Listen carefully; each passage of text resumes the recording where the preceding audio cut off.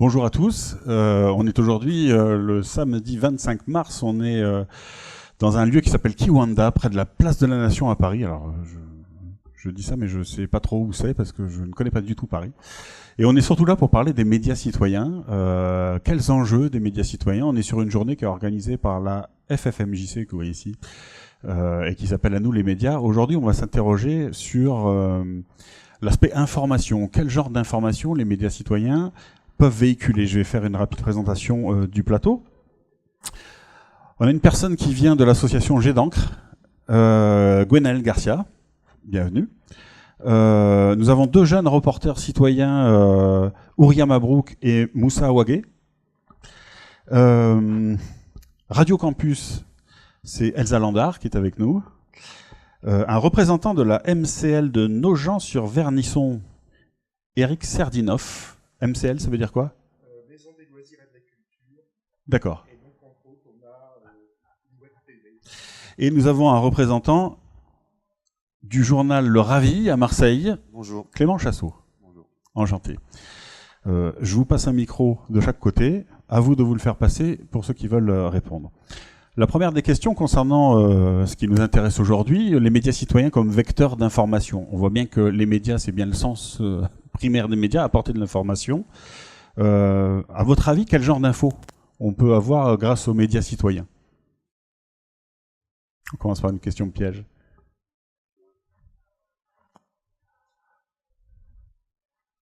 Les informations qu'on peut avoir comme média, en tout cas en tant que média citoyen, qu'on peut trouver, c'est, on va dire, des questions, on va dire, d'intérêt général, qui permettraient justement aux citoyens d'être plus actifs dans sa politique ou en tout cas dans ses choix. C'est aussi le fait de pouvoir donner aussi la parole à des personnes qui n'ont pas forcément accès facilement à cette parole-là aussi. Ouais. Il y a une sorte de plus grande équité qu'il y a dans les médias citoyens par rapport aux médias classiques. Donc là, on est sur de l'info d'intérêt général. Est-ce qu'on n'a pas tout simplement de l'information de base sur un territoire donné? Une info qu'on n'a peut-être pas à disposition sur des médias qui sont plus classiques ou en tout cas plus vastes dans leur couverture? En fait, ça dépend de ce qu'on définit aussi par médias citoyens. Je pense que la journée est faite aussi pour ça. C'est assez large, mais donc, mon expérience au sein du Ravi, on est aussi une association, je donne des ateliers. Donc, Oh, tu peux présenter le Ravi peut-être? c'est donc un mensuel satirique qui est basé à Marseille, un mensuel régional, et qui est aussi une association et qui donne des ateliers de journalisme et d'éducation aux médias, et qui intervient donc au centre social de la Croix des Oiseaux avec un groupe d'habitants du quartier qui produisent elle-même maintenant un journal qui s'appelle La Croisette, et finalement c'est un journal de quartier qui peut évoluer, mais qui donne aussi finalement aujourd'hui des informations sur le quartier qu'on ne peut pas avoir ailleurs dans des médias plus classiques, quoi. Et bien sûr, donc après, ça peut dériver vers de l'information d'intérêt général, et l'information proche de la base, parce que, comme je l'ai entendu tout à l'heure, c'est un média qui appartient au peuple finalement. Mmh. C'est en ça que c'est une information différente d'autres journaux locaux, par exemple. D'accord. Elsa de Radio Campus, quel genre d'infos vous diffusez sur votre radio? Plein d'infos, plein d'infos, mais justement, on fait pas d'infos, on n'a pas de journaux news, on fait pas d'infos chaudes, comme on dit dans le milieu du journalisme. Et ça, c'est quelque chose que j'explique aussi aux bénévoles quand ils arrivent chez nous. On fait pas, voilà, notre but, c'est pas de copier les grosses radios, parce qu'il y a beaucoup de gens, beaucoup de jeunes qui viennent à Radio Campus et voilà, qui rêvent de faire de la radio plus tard ou du journalisme, et qui, du coup, comme les seuls médias qu'ils connaissent, c'est les médias traditionnels, ont envie de faire la même chose, ou en tout cas de traiter les mêmes sujets. Et ce à quoi je réponds qu'on n'est pas là pour ça, pour deux choses. Enfin, déjà, on n'a pas les moyens de le faire parce qu'on n'a pas une rédaction rémunérée de 20 personnes qui veut taquer tous les jours. Et en plus, les gens n'écoutent pas Radio Campus pour entendre ce qu'ils pourraient écouter sur France Info, RTL ou France Culture. Du coup, il faut jouer, je pense, de cette différence-là, si on a envie d'être écouté et si on a envie parce que c'est aussi le but, je pense, quand on fait un média, c'est d'être lu, écouté, entendu. Mais il faut jouer de cette différence-là et du coup trouver une valeur ajoutée avec soit un autre regard, soit donner la parole à ceux qui ne l'ont pas, soit trouver une originalité ou en tout cas parler des sujets qui ne sont pas traités ailleurs. Voir si on peut faire tout ça ensemble, c'est encore mieux. D'accord. Chez Jet d'encre, Gwenaël, il y a une véritable différence dans les informations qui sont véhiculées sur ce qu'on appelle les médias classiques et les médias citoyens. Oui, enfin, les journaux d'initiative jeune, c'est vraiment une presse à part qui va apporter en fait un autre regard sur certains sujets, donc qui peuvent être des sujets d'actualité. Donc là, ça va être un regard jeune, mais qui vont aussi s'approprier leur structure, dans le sens où dans les journaux lycéens ou de collège, ils vont vraiment parler aussi de la vie du lycée, de ce qui se passe. Et c'est pareil dans les MJC ou dans les journaux de quartier et de ville. D'accord. À propos des MJC, à la MCL, puisqu'on pourrait se dire que ça ressemble comme structure, comment vous abordez ce sujet-là de l'information des médias citoyens ? Alors pour ajouter en plus, c'est aussi, on a eu le président du conseil régional de la région Centre qui est venu à notre émission Citoyen Bloc Café. Donc vous avez une web radio, hein ? Web TV en priorité, puis en annexe une web radio. D'accord.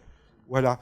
Et donc il a pu être confronté directement avec des citoyens du quartier, et sur les problèmes de la démocratie, il ne s'attendait pas forcément à ce qu'on les aborde de cette façon-là. Donc ça les a un peu sortis de leur bulle habituelle pour avoir des questions qui étaient les vraies préoccupations des jeunes du lycée dans lequel on tournait et du conseil citoyen de Chalette avec qui on travaille. Et ils ont été assez surpris de l'angle d'attaque. Donc c'est aussi donner, comme vous disiez tout à l'heure, la parole à d'autres personnes sur d'autres territoires et donner aussi la possibilité à ces personnes de croiser des politiques, des responsables de haut niveau qui n'auraient pas l'occasion de dialoguer autrement. D'accord. Donc on voit bien que l'information, elle n'est pas que descendante d'un média vers des habitants, une population, mais elle sert aussi, c'est peut-être ce qui fait la spécificité des médias citoyens, à remonter et à faire remonter des paroles qui sont jamais entendues. Du coup, il y a cette notion de décryptage aussi qui permet de ne pas laisser une information aux médias mainstream, comme on les appelle, et du coup la traiter à notre manière, avec notre propre regard, traiter des sujets assez compliqués qu'on pourrait ne pas comprendre, puisque les formats parfois des grands médias sont assez, sont très courts et peut-être pas assez approfondis. Du coup, le média citoyen peut aussi apporter ce décryptage, cet autre regard, et finalement des clés de compréhension. La différence est que sur la forme ou le fond est quand même différent. Est-ce qu'on dit des choses différentes quand même ? Oui, quand même, puisque on a notre regard à nous. C'est, comment dire, on a souvent tendance à croire que les médias mainstream sont très fermés, réservés à une certaine élite même, et donc qu'un citoyen apporte son regard sur l'information, c'est complètement différent, et elle est beaucoup plus accessible que si elle pouvait, que lorsqu'elle est diffusée par des médias dominants entre guillemets. De toute manière, l'information, c'est un choix, que ce soit BFM TV, Le Monde ou la Croisette, c'est faire des choix. Et donc là, quand on fait des conférences de rédaction, etc., ces choix-là, ils s'expriment justement aussi par les préoccupations des gens qu'ils ont par rapport à leur environnement. Mais c'est pas aussi se recentrer, se refermer sur soi-même, c'est aussi aller voir ces thématiques-là pour les explorer et se poser un prisme différent des médias mainstream. Donc c'est creuser. Par exemple, on a interviewé, nous, des représentants de Benoît Hamon en Vaucluse sur le revenu universel. Et oui, il y a des questions que tu ne retrouveras pas ailleurs parce que c'est aussi vu d'une situation particulière et comment, justement, on allait interroger comment les habitants pouvaient ou non vivre ce revenu universel. Et bien sûr que ça donne un prisme différent à plein d'autres médias. Et ouais, ce que je trouve aussi intéressant, c'est que les citoyens, donc qui font des médias citoyens, n'ont pas été entre guillemets peut-être formatés, sont pas forcément journalistes professionnels. Il y en a qui souhaitent le devenir peut-être, mais en tout cas ils ont pas, on les sélectionne pas parce qu'ils ont fait des études de journalisme. Ça peut être vraiment n'importe qui, et du coup ils viennent avec leur propre regard et sans correspondre forcément au code qu'imposent les grands médias, que ce soit vraiment en termes de format, de longueur et tout ça, mais aussi voilà en termes de mots choisis, de questions posées. Il y a une plus grande liberté quand même qu'offrent les médias citoyens, notamment parce qu'on n'est pas soumis aux problèmes de publicité, d'audience et de tout ça. Oui, tout à fait. Est-ce que vous diriez alors du coup, parce que vous me tendez une perche, on a parlé de citoyens accolés au mot média, est-ce que cette pratique des médias qui est un petit peu décalée, dont on voit que le fond et la forme sont différents, est-ce que ça concourt aussi à l'apprentissage de la citoyenneté, ou en tout cas à une formation, une certaine citoyenneté? Qui veut répondre? Oui, en fait, dans le cadre des journaux jeunes, c'est des véritables ateliers de démocratie. En fait, ça permet aux jeunes de décrypter l'actualité pour la rendre aux jeunes, aux autres. Et donc, en fait, c'est un réel apprentissage de la citoyenneté via la création d'un média, parce qu'ils doivent aussi respecter tout un certain nombre de règles, de droits et de déontologie. En fait, écrire la liberté d'expression, c'est à la fois un droit, mais il faut aussi respecter tout ce qui est tout ce qui concerne les délits de presse, etc. Du coup, en fait, ça les permet vraiment de se former, de se sensibiliser aussi à ce qui se passe dans l'actualité pour rendre les choses sous leur regard et transmettre l'information aux jeunes, pour les jeunes et avec leur regard. D'accord. Quelqu'un d'autre? Alors, à deux niveaux, c'est-à-dire qu'on intègre par exemple des services civiques dans le média, donc forcément là il y a une mission particulière du fait que ça soit un service civique. On aborde des thèmes forcément de citoyenneté, et ces missions sont uniquement sur les thèmes de citoyenneté. Et puis deuxième côté, notre dernier enregistrement de Citoyen Bloc Café, on l'a fait dans un lycée, une classe spéciale de décrocheurs, et c'est un adjoint au maire qui est venu répondre à leurs questions. Donc ça leur a fait une leçon d'instruction civique en direct, vraiment avec un élu, où il y a eu des fois aussi des questions. On sait qu'actuellement il y a des réflexions sur les rapports entre la politique et l'argent, donc il a eu à répondre à des questions de ce type. Et par ailleurs aussi, c'est un autre exemple, parce que c'est un sportif de haut niveau, donc spécialiste de taekwondo, donc il est aussi là pour passer plein de messages. On a eu un boxeur qui a été au quart de finale des JO, donc c'est aussi montrer des expériences positives de gens qui vivent dans les quartiers, qui arrivent, nous dans notre quartier prioritaire qui est très mal famé, à l'extérieur, de montrer que un jeune issu de ce quartier va en quart de finale des JO et maintenant professionnel au Canada. C'est montrer qu'il y a de l'espoir dans ces quartiers, qu'on peut se battre pour faire des choses positives. D'accord. Chez Reporters Citoyens, vous avez remarqué, vous avez noté cette évolution aussi au niveau des habitants, au niveau des gens qui viennent pratiquer les médias avec vous, cette formation à la citoyenneté, cette prise peut-être de responsabilité, ou en tout cas d'autonomie?